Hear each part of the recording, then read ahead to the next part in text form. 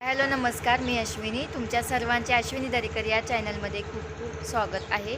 तर पहा, एवढ्या सकाळी सकाळी आम्ही कुठे चाललो आहे. 2-3 कामं आहेत, तर ते करण्यासाठी आम्ही चाललेलो आहोत आता गावाकडे. तर चला तुम्हाला दाखवतो पुढचं रुटीन सर्व. आणि स्वराजला नाही आणलं, खूप टचका लागला.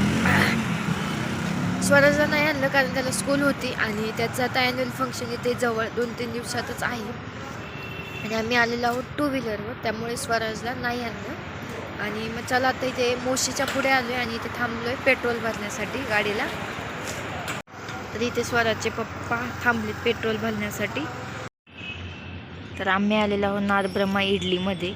तर खूप उशीर झालेला आहे आणि मला भूक लागली आहे. सकाळी मी ॲक्च्युली काही खाऊन निघलेली नव्हते आणि मला खूप भूक लागली आहे. सो मग हे बोलले थांब इथे नादब्रह्मामध्ये आपण थोडीशी इडली वगैरे खाऊया. ॲक्च्युली हे इडली कधीच खात नाही घरी केली तरी, पण त्यांना नादब्रह्माची इडली आणि चटणी खूप आवडते. तर म्हटलं तुम्ही पण खा एखादी. ते घेता येतं ते इडली. तर आली आपली चटणी आणि ही पहा मस्त सांबर आणि त्यानंतर ही खोबऱ्याची असते आणि इडल्या मस्त असतात. अहो येते खाता येत काय.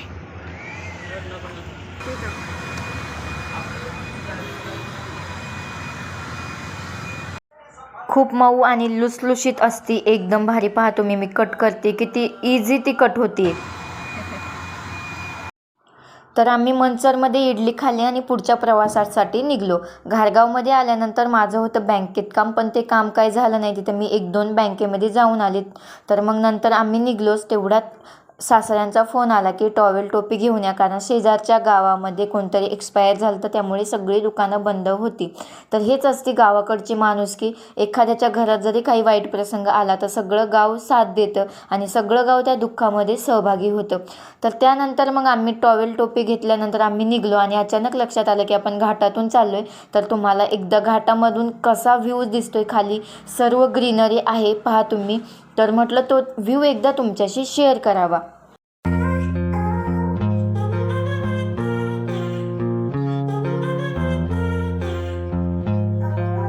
त्यानंतर पहा इथे आम्ही पुलावरून चाललेलो आणि ही मुळा नदी आहे आणि पहा तुम्ही पाणी नाही, फक्त डबके वगैरे साचलेले आहेत. आता थंडी चालू आहे तर आत्ताच पाणी नाही, तर पाण्याचा सुद्धा गावाकडे खूप प्रॉब्लेम चालू आहेत. तर त्यामुळे पाणी ह्या वर्षी पठार भाग आहे त्यांना तर कधीच पावसाळ्यातच त्यांना पाऊस नव्हता. तर खरंच आता काही लोकांचे खूप हाल होतात पाणी नसल्यामुळे गावाकडंच. तर शहरातसुद्धा हाल होत आहे पाण्याचे सध्या. तर पाणी आता म्हणायचं जपूनच वापरा, आणि पाण्याशिवाय जीवन व्यर्थ आहे. पाणी नसेल तर आपण जगू शकत नाही आणि शेतात जर काही नाही आलं तरी आपण जगू शकत नाही. तर चला आता आम्ही इथे ब्रिजवरून क्रॉस केला आणि आम्ही इथे कच्च्या रोडने चाललेलो आहोत, कारण आम्ही जिथून चाललो आहे ती रोड म्हणजे शॉर्टकट आहे, कारण आम्हाला लवकर जायचं होतं, खूप उशीर झालेला होता. 13वा पण करायचा होता. सो 13वा वगैरे करून घरी जाऊन मग आम्ही आता निघलेलो आहोत पुण्याला. आणि ॲक्च्युली मी आले होते अकाउंट खोलण्यासाठी, बँक अकाउंट, पण माझं तेही काही काम झालं नाही आणि माझं कोणतंच काम झालं नाही. सो आल्याचा काहीच फायदा झाला नाही माझा. आणि मग आत्ता मी निघलो आहे आणि आत्ता मी आलेली आहे. हे आहे आमचं घारगावचं घर, घारगावमध्ये. तर हे माझ्या वडिलांचं घर आहे, तर तिथे आलेलो आहोत.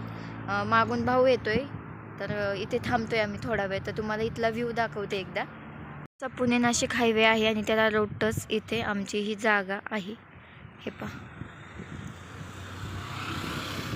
इथे आत्तीने लसूण लावलं. ह्या घरामध्ये आमची आत्या राहते आणि तिने इथे लसूण, पालक, त्यानंतर मेथी, इकडं पेरूचं झाड आहे, लिंबन.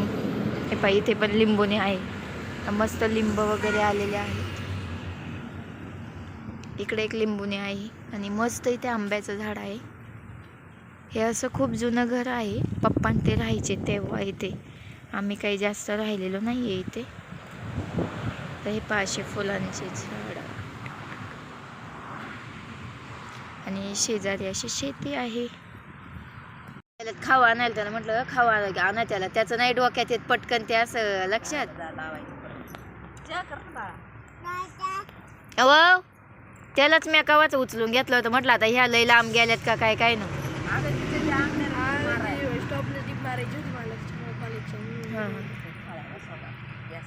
त्याला चटई टाक गडे खाली.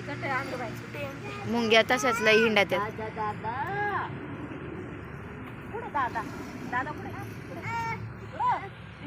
हॅलो.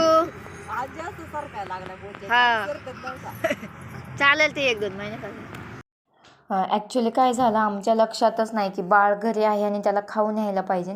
सो यांना मी पुन्हा पाठवलेलं आणि हे येथे खाऊ घेऊन आले. जवळ काही शॉप नव्हते, जरा लांब होते, तरी पण मग ते त्यांना बिस्किट वगैरे भेटलं तर मग ते घेऊन आले. आणि तो छोटा होता तेव्हा तो खायचा नाही, तेव्हा काय वाटायचं नाही, पण आत्ता बाळ खातंय म्हटल्यानंतर मग मी म्हटलं नको काहीतरी घेऊन या. तर ते इथे खाऊ घेऊन आलेत आणि त्याला देत आहेत. तर तो आधी त्यांच्याकडे जात नव्हता, पण जेव्हा त्याने खाऊ पाहिला त्यावेळेस खाऊ घेण्यापुरता तरी तो त्यांच्यासोबत बोलला, हसला आणि त्यांच्याकडं गेला. तर असे असतात लहान मुलं, लबाड, हसून मस्त खाऊ वगैरे घेतात आणि पुन्हा काही जवळ येत नाही. त्यानंतर हे बाळाला कार्टून दाखवत होते तर तो मध्ये पाहायचा, हसायचा, खेळायचा आणि असं चाललं होतं. त्यानंतर मग भाऊ पण आले आणि आमचे जे काही मामा होते ते पण आले आणि नंतर मग मामा बोलले की जेवण करूनच जा. आणि आम्ही जेव्हा जातो त्यावेळेस खूप वेळा ते आम्हाला सांगतात की जेवण करून जा, पण आम्ही नाही थांबत. तर म्हटलं ते खूप आग्रह करतात तर मग जेवण वगैरे करून जाऊ. तर इथे आम्हाला केला होता त्यांनी चहा आणि मग चहा झाल्यानंतर ते बोलले नाही जेवण करूनच जा. तर मग मामा स्वतः इथे स्वयंपाक करायला सुद्धा बसलेले आहेत. तुला वाचते बर दादा चालला ते वांग कुठं घेऊन हिंडतो.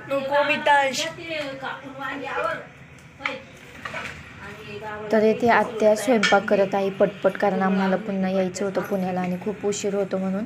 तर तिने ते बटाट्याची भाजी, त्यानंतर चपाती, भात आणि इथे दीदी होती म्हणजे माझ्या मेहुणीची मुलगी आहे ही, आणि ते इथे वांगे तुम्हाला कट करताना दिसते. तर ह्या वांग्यांची भजी करायची आहेत आणि मी पहिल्यांदाच पाहिलेलं. तर येथे भजीसुद्धा माझे मामाच करत आहेत पा. त्यांच्या हाताला खरंच खूप छान टेस्ट आहे आणि एवढे प्रचंड भारी भजे बनवतात ना ते. तर आम्ही पण म्हटलं की तुम्ही नक्की भजे बनवा, आम्हाला सुद्धा खायचे. तर वांग्याचे भजे कोणी आत्तापर्यंत खाल्लेत का ते कमेंट करून नक्की सांगा, कारण पहिल्यांदा मी सुद्धा वांग्याची भजी पाहिली आणि पहिल्यांदाच मी खाल्लेत. तर इथे बसलेलो होतो आम्ही जेवण करायला, भाऊ, मी आणि हे. तर बटाट्याची भाजी, चपाती आणि ते वांग्याचे भजे. तर मग आम्ही मस्त ताव मारला, चांगला आस्वाद घेतला. यांच्या तर आवडीची प्रचंड भाजी होती त्यामुळे त्यांनी सुद्धा ताव मारला. आणि येथे आता आम्हाला निघायचं आहे पुण्याला जाण्यासाठी.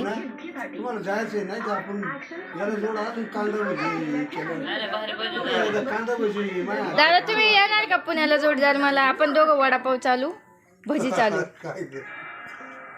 तर मग आम्ही जेवण वगैरे केलं आणि आम्ही निघलो. तर आमच्या त्या घराच्या जवळच इथे पेट्रोल पंप आहे. तर हे बोले एकदा पेट्रोल टाकून घेऊ म्हणजे कुठे थांबायची गरज नाही.